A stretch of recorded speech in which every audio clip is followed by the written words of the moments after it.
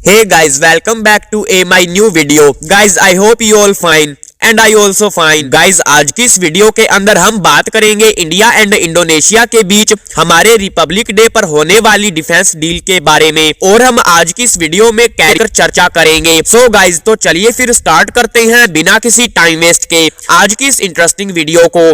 So guys, मैं आपको बता दूं कि अब इंडोनेशिया के प्रेसिडेंट प्रबोवो सुबियांतो पाकिस्तान जाने की बजाय डायरेक्ट इंडिया में ही एज ए चीफ गेस्ट आएंगे। और इंडोनेशिया की गवर्नमेंट ने ये वाला डिसीजन तब लिया है जब गवर्नमेंट ऑफ इंडिया ने इंडोनेशिया से बात करके कहा था कि आप भारत में आने के जस्ट बाद पाकिस्तान नहीं जाएंगे। वहीं भारत ब्रह्मोस मिसाइलों के लिए इंडोनेशिया को $450 मिलियन का लोन दे सकता है। अगर इस डील पर बात बनती है तो फिलीपींस वियतनाम के बाद Indonesia third south Asia country होगा जो ये ब्रह्मोस क्रूज मिसाइल परचेज करेगा। इसी बीच इस डील को जानने वाले लोगों के अकॉर्डिंग इंडोनेशिया की डिफेंस मिनिस्ट्री ने जॉइंटली डेवलप्ड बाय भारत और रूस से ब्रह्मोस मिसाइलों को परचेज करने के लिए $45 करोड़ के लोन की डिमांड करते हुए इंडिया को एक लेटर सेंड किया है। गवर्नमेंट ऑफ इंडोनेशिया ने कहा कि भारत इस डील के लिए इंडियन स्टेट बैंक या फिर किसी और गवर्नमेंट बैंक से इंडोनेशिया को लोन देने पर काम कर रहा है। इंडोनेशिया गवर्नमेंट के फर्स्ट ईयर में सोशल सेक्टर प्रोजेक्ट्स पर फोकस करने के कारण ब्रह्मोस मिसाइलों के लिए डॉलर की कमी के कारण इंडोनेशिया ने एडवांस्ड मिसाइलों को खरीदने के लिए भारत से लोन लेने का डिसीजन लिया है। इंडोनेशिया को लंबे समय से मिसाइलों के पोटेंशियल इंपोर्टर के रूप में देखा जाता रहा है, क्योंकि इंडोनेशिया अपनी मिलिट्री का एडवांसमेंट करना चाहता है। अपने प्रेजेंट टाइम प्रेसिडेंट के अंडर देश के पास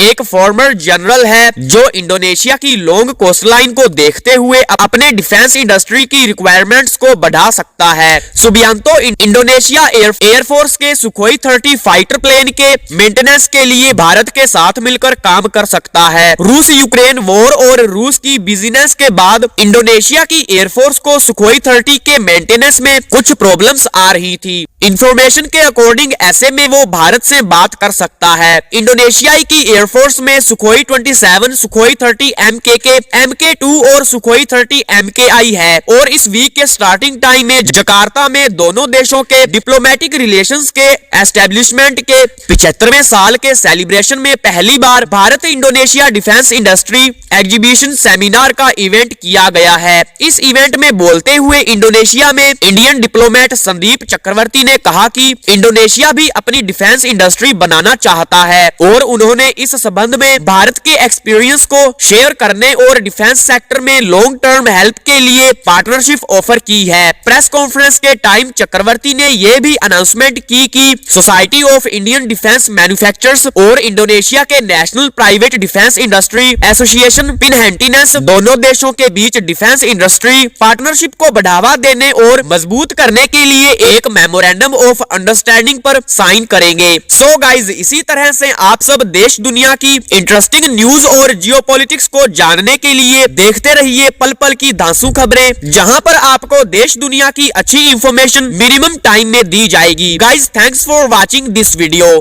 खास बात ये कि रूस और अमेरिका दोनों ही भारत को इस नई हाइपरसोनिक तकनीक में मदद देने के लिए तैयार हैं। ब्रह्मोस भारतीय नौसेना के हर बड़े युद्धपोत पर तैनात की गई है। ये नौसेना की मुख्य हथियार प्रणाली है और अब इसके पानी के नीचे चलने वाले वर्जन पर भी काम हो रहा है ताकि भारत की पनडुब्बियां भी इसे इस्तेमाल कर सकें।